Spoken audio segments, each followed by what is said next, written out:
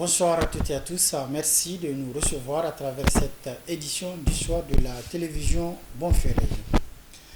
Dans son dernier conseil des ministres, le gouvernement, sur instruction du président de la République, a décidé donc de la reprise des épreuves de mathématiques pour le baccalauréat de la série D session 2023. Cette décision a été suite à des erreurs constatées au niveau de cette épreuve de mathématiques. Plus de précisions dans ce compte rendu.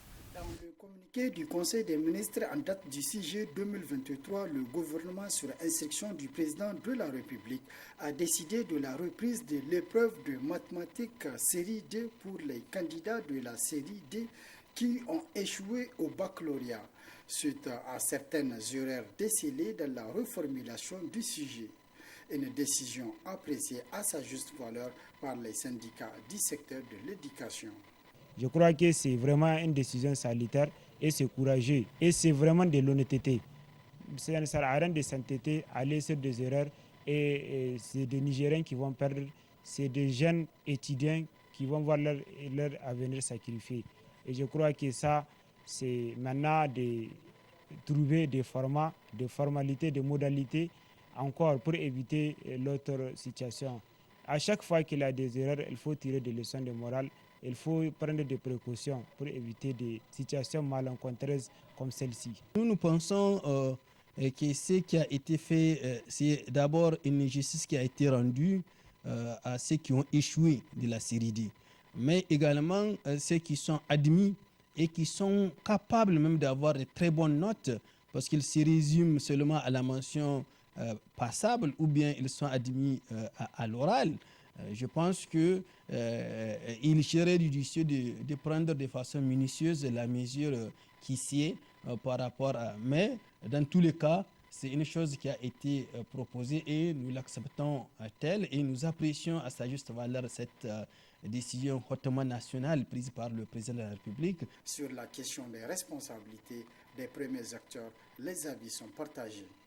Nous pensons que les premiers responsables doivent tirer les conséquences de cette forfaiture parce que dans certains pays, si on constate des manquements, le ministre et les directeurs doivent normalement démissionner pour commettre des nouveaux responsables qui seront à mesure d'assurer la tâche à eux confiée par l'État du Niger.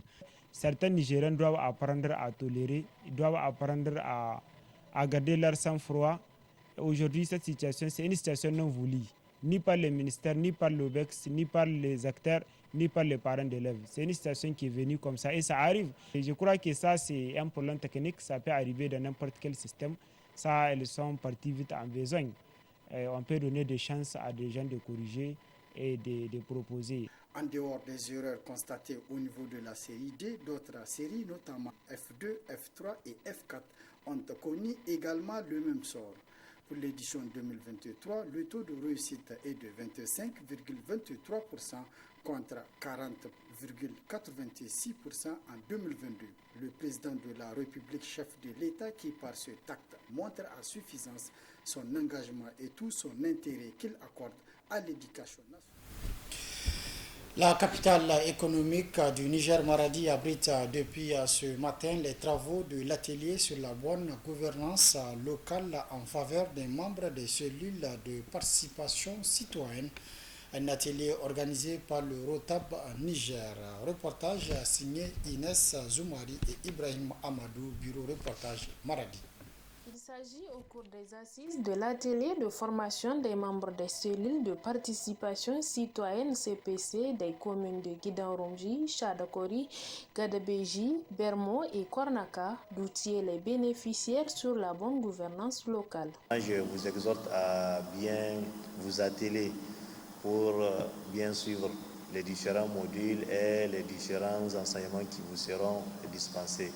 Et vraiment, je souhaite qu'à la fin de cet atelier, que vous, membres des cellules de participation citoyenne, puissent sortir ragaillardis, donc puissent disposer ou acquérir des connaissances solides et les renforcer pour qu'une fois de retour dans vos collectivités territoriales, pour que vous puissiez appuyer les collectivités territoriales, les conseils, les maires, pour qu'ils puissent vraiment bien accomplir aussi sa mission de prestation de services publics dans le secteur social.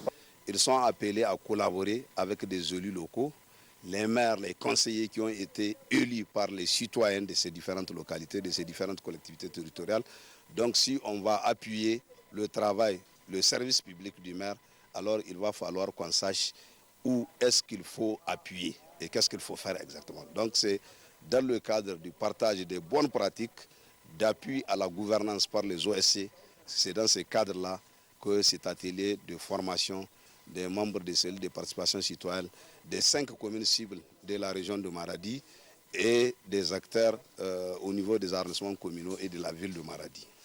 Le projet Agama, initié en faveur des CPC dans le but de promouvoir la gouvernance locale, est approuvé par le vice-maire de la ville de Maradi.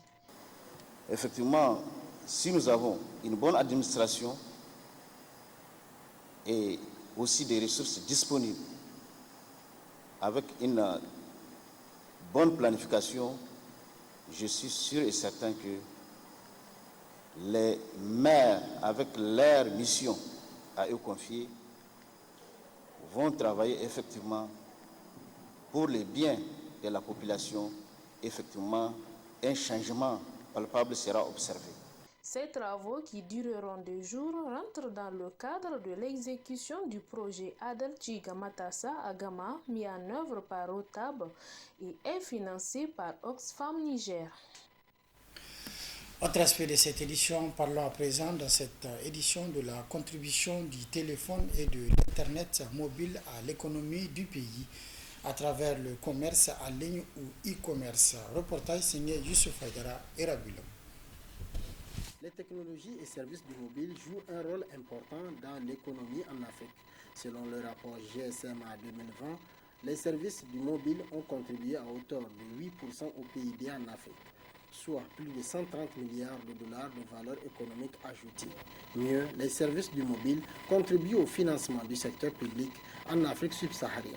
Selon le rapport GSMA, 15 milliards de dollars US ont été prélevés comme taxes sur les consommateurs et les opérateurs. En Afrique de l'Ouest, précisément au Niger, la contribution du mobile à l'économie a connu son paroxysme avec l'avènement de l'Internet mobile en 2006. Aujourd'hui, l'Internet occupe une place importante dans la vie des Nigériens, notamment avec l'augmentation du taux de couverture des réseaux mobiles et l'avènement des réseaux sociaux. De 2016 à 2020, la couverture réseau dans le pays a accru d'une manière exponentielle. Cet état de fait a favorisé l'émergence ou la création de plusieurs activités connexes qui contribuent au développement de l'économie dans le pays. Parmi ces activités figure le commerce en ligne ou le e-commerce, une activité menée en grande partie par des jeunes. Alors, qu'est-ce que le commerce en ligne ou le e-commerce ? On entend par commerce électronique la production, la promotion, la vente et la distribution des produits et des services via les réseaux de télécommunications.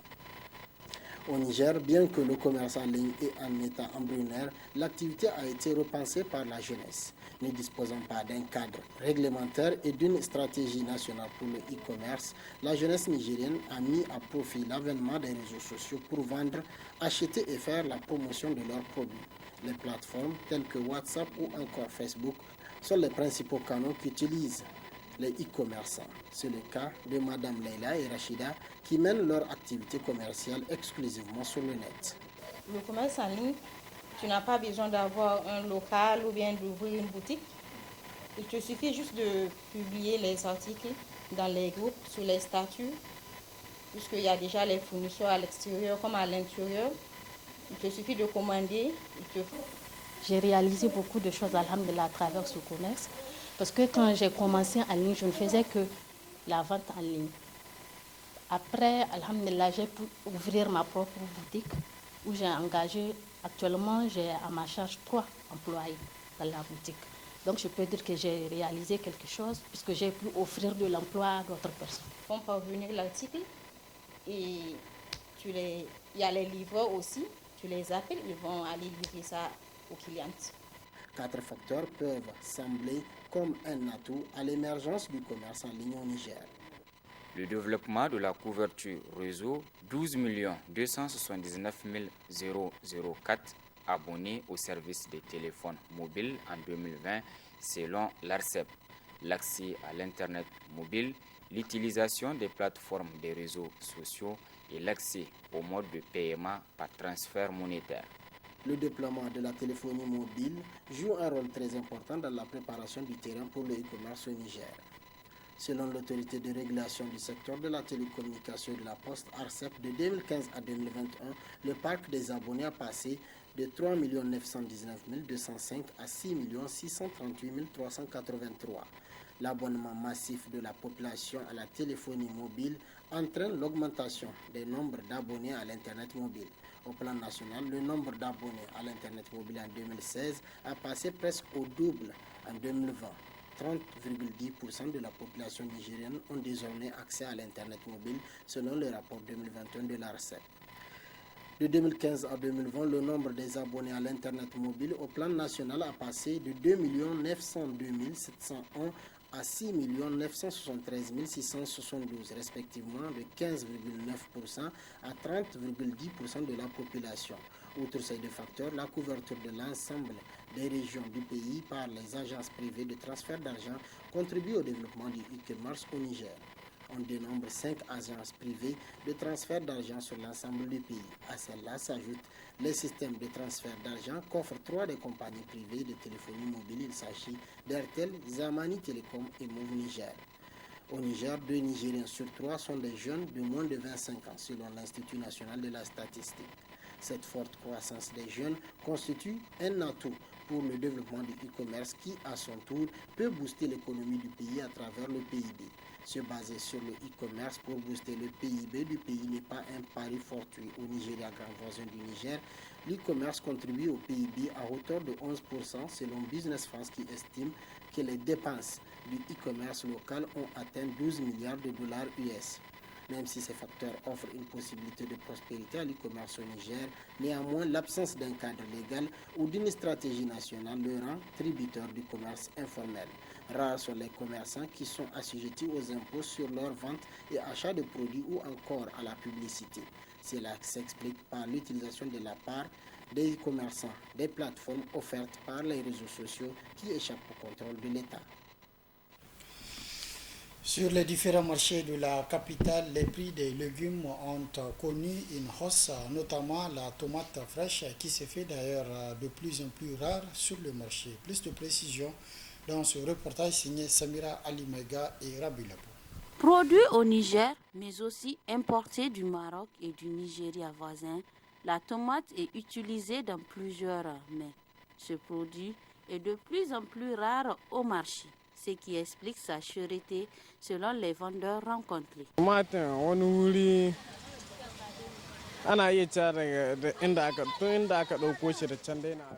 Le saut qui se vendait autrefois à 1500, voire 2000 francs, se vend maintenant à 4000 francs CFA, voire 5000 francs CFA.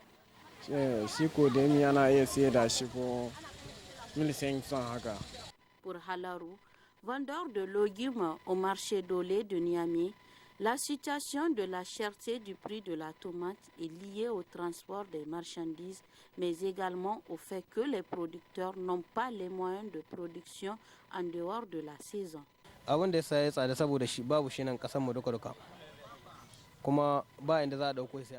Actuellement, c'est la tomate importée du Maroc, Nigeria, voire Burkina Faso qui se trouve sur le marché. Ce qui fait que nous le vendons cher parce que le transport coûte cher. Ici au Niger, la tomate est accessible et produite seulement à sa saison. Il n'existe pas non plus des moyens de stockage pour permettre de répondre aux besoins des consommateurs.